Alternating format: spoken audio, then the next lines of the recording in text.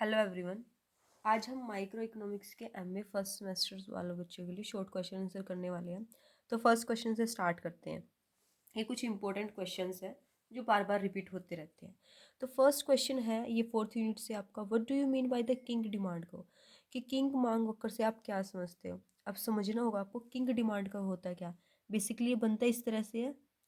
Normally हम देखते हैं डिमांड का हमारा एक स्ट्रेट लाइन होता है, लेकिन ये इस तरह से इसमें किंक होता है। एक किंक, ये जो यहाँ से इस तरह से एक कॉर्नर हा बना है आपका, ये किंक बना है आपका। तो इसका क्या मतलब होता है, किंग डिमांड का की डेफिनेशन क्या होती है। ये आपका मार्केट प्राइस है और ये आपका आउटपुट डिसाइड हुआ है यहाँ पर मार्केट प्राइस से अबो अबो मार्केट प्राइसेस। अगर मार्केट प्राइस से अबो प्राइसेस बढ़ते हैं तो आपका डिमांड का क्या इलास्टिक है। अगर मार्केट प्राइस से कम आपके प्राइसेस होते तो आपका डिमांड का क्या है इन इलास्टिक है। मतलब पॉइंट ई से ऊपर आपका डिमांड का इलास्टिक है और पॉइंट ई से नीचे आपका डिमांड का इन इलास्टिक है। ये किंग डिमांड का होता है कि प्राइसेस में चेंज होने से आपकी डिमांड में किस तरह का चेंज आएगा, ये दिखाता है आपका किंग डिमांड का। नेक्स्ट है कि आपको बताने की 4 पॉसिबल रीजंस क्या है बिहाइंड मोनोपोली, कि क्या रीज़न है कि कोई मोनोपोली करता है, एकाधिकार प्रतियोगिता बन जाती है। पहला रीज़न तो क्या होता है कि एकाधिकार के पास जो प्रोडक्ट होता है उसका क्लोज सब्सिट्यूट्स नहीं होता। दूसरा रीज़न क्या होता है कि एकाधिकार के पास इकोनॉमीज ऑफ स्केल होते, इट मीन्स जो एकाधिकारी होते हैं वो प्रॉफिट बड़ा कमाता है। तो देखो, जो अच्छा खासा प्रॉफिट बनाता है वो दूसरों को तो उस प्रॉफिट में आने नहीं देगा। थर्ड होता है कि वो एंट्री बैरियर्स रखता है, वो बहुत सारी बैरियर्स क्रिएट कर देता है। कहीं पेटेंट राइट है, कहीं पर कॉपी राइट्स है, कि जो अदर फॉर्म्स है उसमें एंट्री ना कर सके। तो इस तरह से आपको रीजंस लिखने मोनोपोली क्यों है।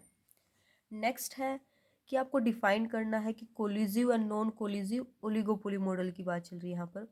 कोलिजिव का मतलब है जब कुछ बड़ी फर्में साथ मिलकर एक एग्रीमेंट साइन कर लेती है, समझौता कर लेती है, तो वो तो कोलिजिव में आ जाता है आपका। एक एग्रीमेंट करना कोलिजिव का पार्ट होता है।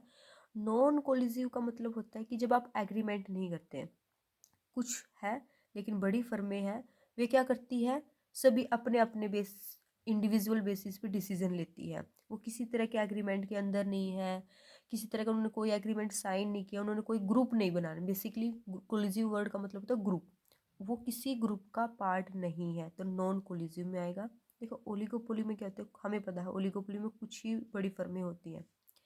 अगर कुछ बड़ी फर्में मिलकर एक ग्रुप बना ले, ग्रुप बनाती है तो वे ग्रुप के लिए डिसीजन लेगी। ग्रुप के लिए डिसीजन किस तरह से होगा कि सभी को प्रॉफिट हो इस चीज़ से, सभी साथ में प्राइसेस बढ़ाएंगे तो आम जो पब्लिक है वो कुछ नहीं कर पाएगी। नॉन कोलिजिव में क्या होता है कि वे किसी ग्रुप का पार्ट नहीं होते, सभी अपने अपने इंडिविजुअल गेम पर इंडिविजुअल बेसिस पर गेम खेलते हैं। सभी अपने प्रोडक्ट को, सभी एक दूसरे कंपटीशन करते हैं कि मुझे अपनी फर्म को इससे नंबर 1 बनाना है, मुझे इससे नंबर 1 बनाना है। तो उसमें वे कंपटीशन करते हैं, इसमें वे मिलकर काम करते हैं। नेक्स्ट है कि मोनोपोलिस्टिक मार्केट में हम कुछ डिग्री पढ़ते हैं प्राइस डिस्क्रिमिनेशन की, जो कीमत विभेदीकरण की कुछ डिग्रियाँ होती है। उसमें से थर्ड डिग्री में क्या है और एग्जाम्पल भी देना है। देखो, थर्ड डिग्री में होता क्या है कि आपकी डिमांड पर डिपेंड करता है। अगर आप किसी चीज़ की डिमांड ज़्यादा इलास्टिक है, इलास्टिक होने का मतलब है उस चीज़ के आपके पास ज़्यादा सब्सिट्यूट्स है, तो उस पर वह प्राइस कम चार्ज करेगा। देखो, जिस चीज़ के ऑप्शन ज़्यादा होते हैं कम प्राइसेस रखने पड़ते हैं, क्योंकि अगर वो प्राइसेस ज़्यादा चार्ज करेगा तो आप किसी और दूसरी चीज़ को खरीद लोगे, क्योंकि आपके पास उस चीज़ के ऑप्शंस ज़्यादा है, तो आप उस ऑप्शन को छोड़ के दूसरा ऑप्शन पिकअप कर लोगे। लेकिन आपकी अगर डिमांड इनइलास्टिक है, इनइलास्टिक होने का मतलब है कि आपके पास ऑप्शन कम है, तब आपसे प्राइसेस हाई चार्ज किए जाते हैं। तो इसका एग्जांपल आता है आपका इलेक्ट्रिसिटी आता है। जब आप बिजली का यूज़ अपने घर में करते हो तो आपसे प्राइसेस कम, पर यूनिट प्राइसेस कम होते हैं, और उसी इलेक्ट्रिसिटी का यूज़ जब आप किसी कंपनी या फैक्ट्री में करते हो तो उसके प्राइसेस हाई होते हैं। नेक्स्ट क्वेश्चन है आपका, आपको रिटर्न टू स्केल बताने हैं with the help of isoquant. हमें पता है आइसोक्वांट क्या होता है, आईसी की तरह ही होते हैं। रिटर्न टू स्केल, 3 तरह के रिटर्न टू स्केल होते हैं हमारे, एक increasing, decreasing and constant return to scale होते हैं। पहले हम इंक्रीजिंग रिटर्न टू स्केल की बात करते हैं, फिर हम डिक्रीजिंग रिटर्न टू स्केल की बात करेंगे, और फिर कांस्टेंट रिटर्न टू स्केल की बात करेंगे। तो इंक्रीजिंग रिटर्न टू स्केल, देखो रिटर्न टू स्केल का मतलब क्या होता है, ये एक तो लॉन्ग रन का कॉन्सेप्ट है रिटर्न टू स्केल हमारा। सेकंड क्या है कि आप जितने इनपुट्स लगाओगे आउटपुट आपका डबल होगा, डबल से ज़्यादा। मतलब अगर आपने 2 इनपुट्स लगाए, इनपुट क्या, लेबर कैपिटल, अगर आपने 2 एक्स्ट्रा लगाए हैं तो आपका आउटपुट 4 गुना 4 बढ़ जाएगा। ठीक है, इस तरह से मतलब आउटपुट आपका डबल से ज़्यादा होगा। अगर आपका आउटपुट आपने जितने इनपुट्स लगाए उससे कम हो जाता है तो डिक्रीजिंग है, और जितने आपने आउटपुट लगाया है, जितना आपने इनपुट लगाया है उतना ही आपका आउटपुट रहता है, तो कॉन्स्टेंट रिटर्न टू स्केल आते हैं।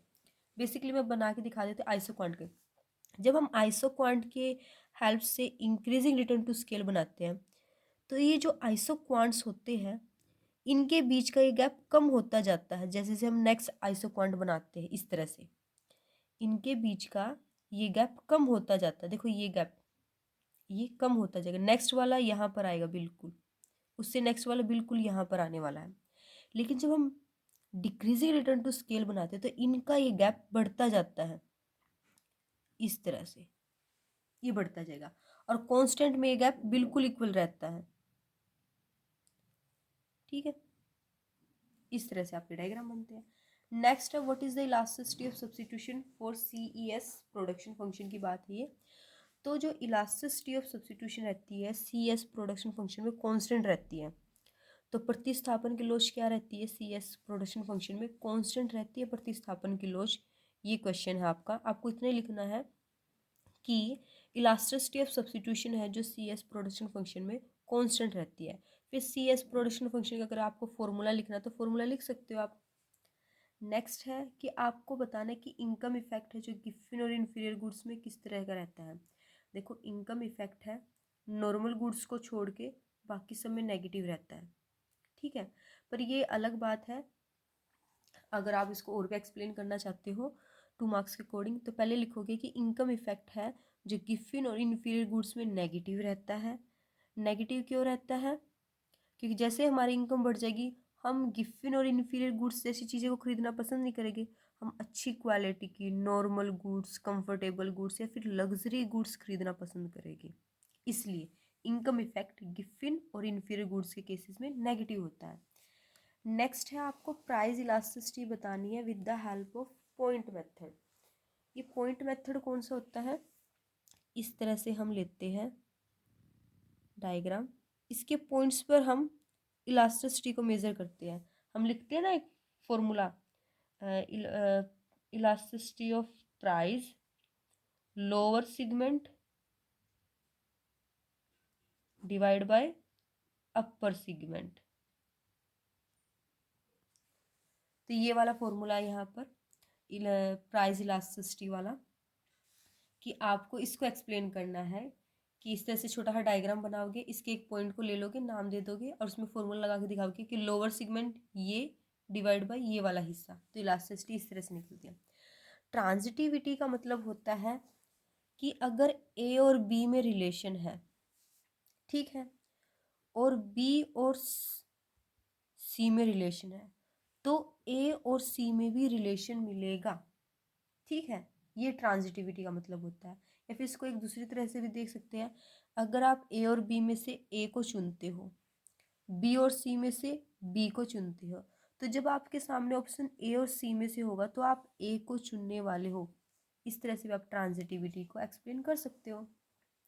नेक्स्ट आपका डिफाइन करनी है आपको पिक्यूनरी इकोनॉमिक्स क्या होती है। देखो ये क्या होती है, एक किस्म के प्रॉफिट की बात चल रही है यहाँ पर।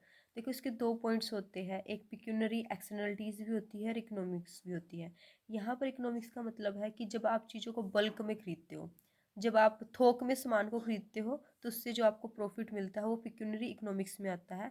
यहाँ पर थोक में सामान खरीदने से मतलब है कि आप जो कंपनी के लिए सामान खरीदते हो, कंपनी के लिए लेबर्स खरीदते हो, मशीनें खरीदते हो या फिर किसी और तरह की कोई टेक्नोलॉजी खरीदते हो, जब आप वो बल्क में खरीदते हो तो उससे जो आपको प्रॉफिट मिलता है वो पिक्यूनरी इकोनॉमिक्स कहलाता है।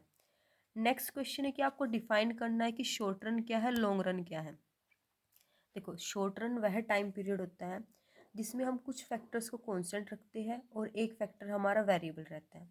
लेकिन लॉन्ग रन में हमारे सभी फैक्टर्स वेरिएबल रहते हैं, इट मीन्स सभी को में हम चेंज कर सकते हैं।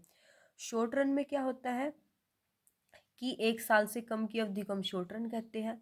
लॉन्ग रन क्या होता है, 1 साल से ज़्यादा या 10 साल तक की अवधि को हम लॉन्ग रन कहते हैं।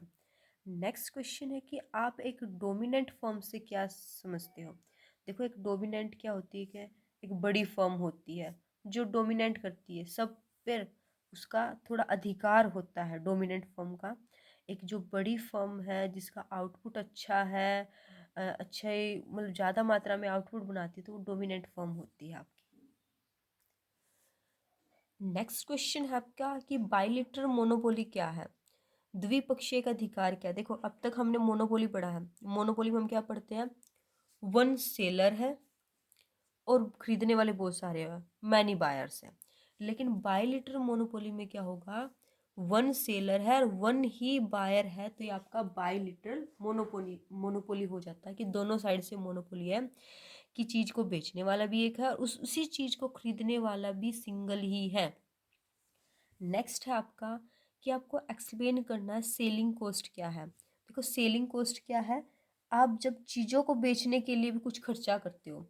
अब आपको चीज़ बेचनी, अपना कोई सामान बेचना है, तो आपने क्या खर्चा किया कि उसको रखने के लिए आपने कोई पर्टिकुलर स्टूल परचेज किया है, या फिर उसको जैसे फ्री आपने अगर आपका कोई खाने पीने का सामान, तो आपने उसके लिए रेफ्रिजरेटर या फिर फ्रिज परचेज किया है, या फिर आपने उसको रखने के लिए कोई दुकान ली है, या फिर उसको बेचने के लिए आपने किसी तरह की एडवर्टाइजमेंट की है, किसी तरह का पोस्टर बनवाया है, तो ये सब कुछ आपका सेलिंग कॉस्ट में आता है। तो नेक्स्ट क्वेश्चन है write two economies of scale. दो तरह की इकोनॉमीज ऑफ स्केल होती है, पैमाने की दो तरह की अर्थव्यवस्था होती है, एक इंक्रीजिंग होती है, एक इंक्रीजिंग होती है और एक डिक्रीजिंग होती है। एक इंक्रीजिंग होती है और एक डिक्रीजिंग होती है आपकी, ठीक है।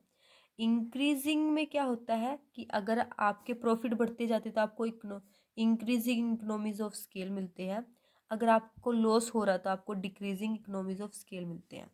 नेक्स्ट क्वेश्चन है कि आप कार्टल से क्या समझते हैं। कार्टल क्या होता है, ग्रुप करना। कार्टल का मतलब है कि आप एक ग्रुप बना लेते हो, तो उस ग्रुप में क्या होता है, आप अपने इंडिविजुअल बेसिस पे डिसीजन लेते हैं, आप पूरे ग्रुप को देखते हुए डिसीजन लेते थे, कार्टल्स का पार्ट आता है। कार्टल्स कई तरह के होते हैं, परफेक्ट कार्टल भी होता है, मार्केट शेयरिंग कार्टल्स भी होता है, एक लूज कार्टल होता है। तो परफेक्ट कार्टल का मतलब होता है, उसमें परफेक्ट कार्टल्स में क्या होता है कि बड़े टाइट पॉलिसी होती है, ठीक है। उसमें कोई भी एक भी डिसीजन इंडिविजुअल बेसिस पे नहीं, अगर ग्रुप ने कह दिया कि आपको इतने प्राइस पर ये सामान इतना ही बेचना है तो आप इतना ही कर सकते हो, उसमें बड़े टाइट, उसमें रूल्स रेगुलेशन ज़्यादा होते हैं। और जो मार्केट शेयरिंग कार्टल्स, उसमें कुछ छूट दी जाती है आपको। मेनली कार्टल्स का मतलब है कि ग्रुप बना लेना और ग्रुप के बेसिस पे आप डिसीजन लेते हो। नेक्स्ट है कुर्नोट का मॉडल। तो शॉर्ट में बताना है हमें 2 मार्क्स के अकॉर्डिंग कुर्नोट का मॉडल। तो कुर्नोट एक बात मानता है, कुर्नोट मानता है कि आउटपुट, जो आउटपुट है, जो मैं सामान बनाऊंगा, ठीक है, लेकिन मेरी जो राइवल फर्म है, जो मेरी विरोधी फर्म है, वो अपने सामान को, अगर मैंने अब की बार डिसाइड किया कि मुझे 100 चद्दरें बनानी है, तो जो मेरी राइवल है, जो जिसने पिछले साल 500 चद्दर बनाई थी, वो इस साल भी 500 ही चद्दर बनाएगा, वो 500 से बढ़ाने वाला नहीं है। मैंने पिछले साल 500 ज़्यादा हो जाएगी कि मैंने अब की बार डिसाइड किया कि मुझे 100 चद्दर बनानी है, लेकिन मेरी जो कंपटीशन फर्म है या फिर राइवल फर्म, उसने पिछली बार 50 चद्दरें बनाई थी। तो मैं ये मान कर चलता है कुर्नोट का मॉडल कि जो मेरा राइवल है वो अब की बार भी 50 ही चद्दरें बनाने वाला है, वो अपने आउटपुट में कोई भी चेंज नहीं करने वाला है। इसी को ध्यान में रखते हुए कुर्नोट अपने आउटपुट को डिसाइड किया उसने कि मैं 100 चद्दरें बनाऊंगा और 100 की 100 चद्दर मेरी बिक जाएगी, क्योंकि मेरी जो राइवल फर्म है उसने पिछली बार भी 50 बनाई थी, अब की बार भी 50 ही चित्र बनाने वाले हैं। बर्ड ट्रेंड के मॉडल में क्या आता है, ये मानता है सेम वही बात, ये प्राइस को देखता है कि इस चीज़ के 100 रुपये प्राइस है और मेरी जो राइवल फर्म है उसने उस चीज़ के 50 रुपये प्राइस रख रखे हैं।